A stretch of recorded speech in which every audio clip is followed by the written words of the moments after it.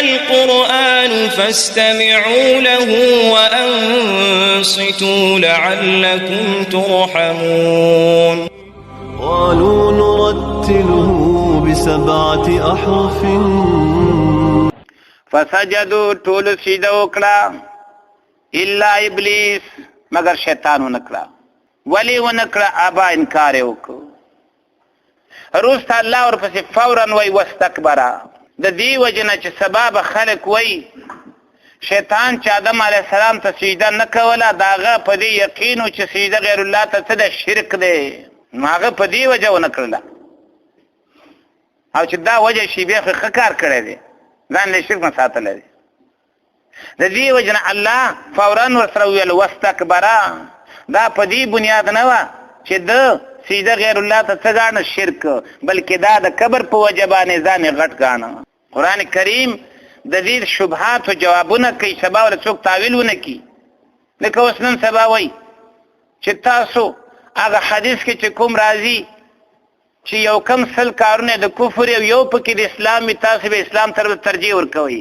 هغه یو کم سل کارونه چې منافي د ایمان سره نه سجده غیر الله د منافي د ایمان سره څنګه کې تاویل وکما دی وجنا الله رب العزت ام په دې خاطر باندې چې سبب کې خلق تاویلونه کوي نو زری ورسره ویل چې واستكبر ځان غټ وګاڼه دا سجده نه کول داغه په کبر بناو دا په دې نو بنا چې ګره داغه عقیده و دا چې سجده غیر الله ته کفر دی دا کبر په وجه باندې او کبر هم دې ته وای د حق مقابله کول او حق پر سپک ګڼل دې ته ویل کېږي کبر د حق مقابله او حق پر سپک ګڼل دې ته ویل کېږي کبر رازو دې ذاته چې الا ابلیس دا استثناء کوم استثناء ده بعض خلک وای چې دا استثناء منقطع ده او د دې دا وجه په دې بنا ده چې دوی په نسبانه متصله دي ته وای چې مستثنا د جنس د مستثنا منه نه او ابلیس خو د جنس د ملائکه نه ده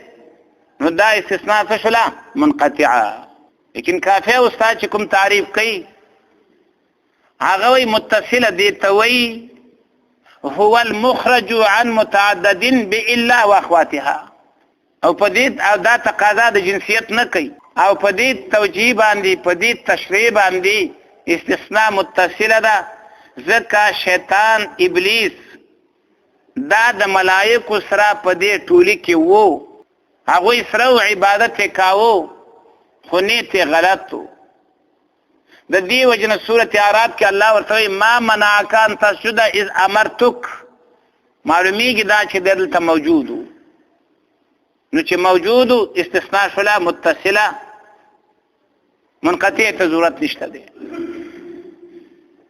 پاتې شو په دې باره کې چې آیا ابلیس دا د جنسه د ملائکو نه دی او کنه دی یو تعداد علما حتی په شمول د صحابه باندې په دې و چې ابلیس دا د جنسه د ملائکو نه و او دا خبر عبد الله بن عباس رضی الله عنه او عبد الله بن مسعود رضی الله عنه او علی رضی الله عنه ته خلق منسوب کړی دا دویمه ډله دا ده چې ابلیس دا د جنسه د ملائکو نه دی دریم قول دا دی چې ابلیس دا د جنسه د جن نه دی او جنس دا والا د ملائکو نه وایي ابلیس د جنسه د چانه شو د جن او جن دا نوع د ملائکو نه یعنی ملائک ډیر انواع دي یو نوع پکې څه دی جن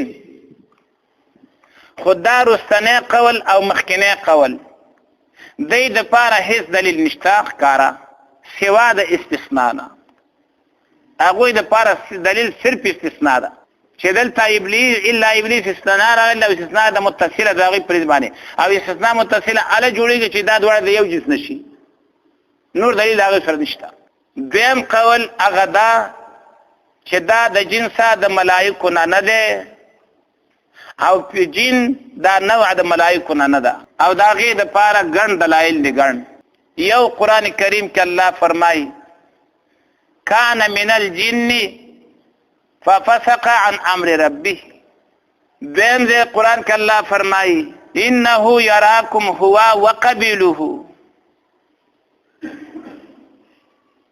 قبیل نه مراد د اولاد ده او ملائک اولادان لري. دریم دلیل هم د قرآن نه دی. افتتخذونه وذریته، آیا تاسو نیسئ داش ابلیس او د اولاد او ملائکه اولاد نه راوړي. څلورم سورۃ سبا کې راځي کله چې ملائکو ته الله وایي چې دی خلکو ستاسو بندگی کوله، نو هغه ورته په جواب کې بل کانوا یعبدون الجن،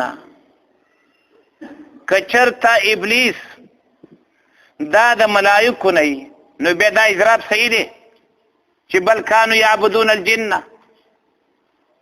یا فرض کدا قول اومنو چې جن دا یو نوع د ملائکو نه، نو بیا دا اضراب صحیح کیږي چې بل کانوا یعبدون الجن.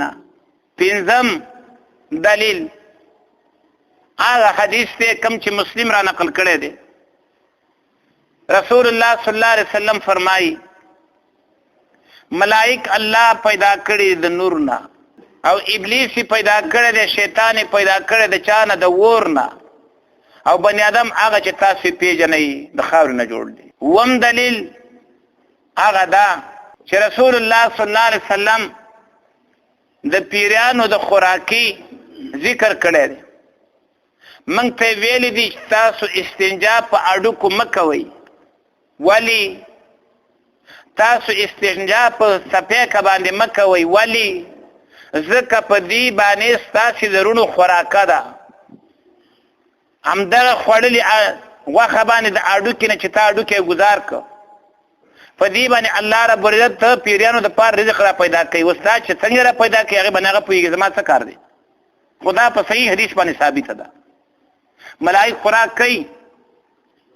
اتم دلیل رسول الله صلی الله علیه وسلم فرمایي خپلو بیبیانو له چې ورځئ مخکې تعوذ کوئ، مخکې دعا وایي اللهم جنبنا الشیطان وجنب الشیطان فيما رزقتنا. ولی؟ ځکه که تاسو دا کلمات ونه وایي نو په دې معامله کې تاسو سره څه کېږي؟ شیطان یو ځای کېږي. بیا بچی راوړي نیم انساني نیم شیطاني، بیا وایي الله ورمېږي مات کړي او د ټرک لاندې کړي. دا خو هغه وخت کې غلطي کړي که نه؟ دې وجه نه باید زموږ بچي نیم پیران او نیم انسانان نه وي، ټول انسانان وي. ځوانې طبقې ته خو زه اوس وایم بوډاګان نو خو وخت تللی دی، خو ځوانې طبقې ته وایم چې دا یاد کړي اللهم جنبنا الشیطان وجنب الشیطان فيما رزقتنا. نو بیا چې بچی راوړي هغه بیا رښتیا انساني، بیا به ته نه وایي چې ورمېږي مات کړي، بیا به ته نه وایي چې الله د ټرک لاندې کړي، هغو تا نه غلطي شوې ده. نو دا اته دلایل په دې باندې دي چې ابلیس دا د جنسه د ملائکو نه نه او دا مضبوطه خبره ده. او دا هغې نورو سره سوا د استثنا نه بل هیڅ دلیل نشته. او د استثنا دپاره موږ ته آسان جوابونه دي. یو دا چې استثنا د منقطعه، دویمه دا ده چې استثنا متصله دې ته نه وایي چې د جنسه د مثنی منه نه وي. استثنا متصله دې ته وایي چې اخراج په الله سره شوی وي. ابلیس په جمله د چا کې د ملائکو کې و، پس هغې نه د دې حکم نه اخراج وشو په الا ابلیس سره، او امر ملائکو ته هم شوی دی او دارنګې پیرا دا ابلیس ته هم شوی و. فسجدوا الا ابلیس.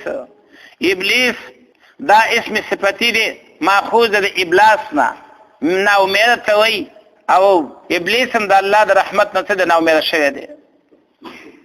ابا انکار یې وکړو. عبرانۍ ژبه کې د ده نوم و عزازیل. تکبر عزازیل را خواره کرد بزمدان لعنت گرفتاره کرد. هغې کې دا نوم په قرآن کې تعبیر ته نه شوی دی په ابلیس سره. همدارنګې د ده په نومونو کې حارس هم راځي. ابا انکار یې وکړ واستکبره او لویي وکړله. دا انکار کول دا په تاویل بنا نه و، دا د دې بنا صرف په کبر باندې وه.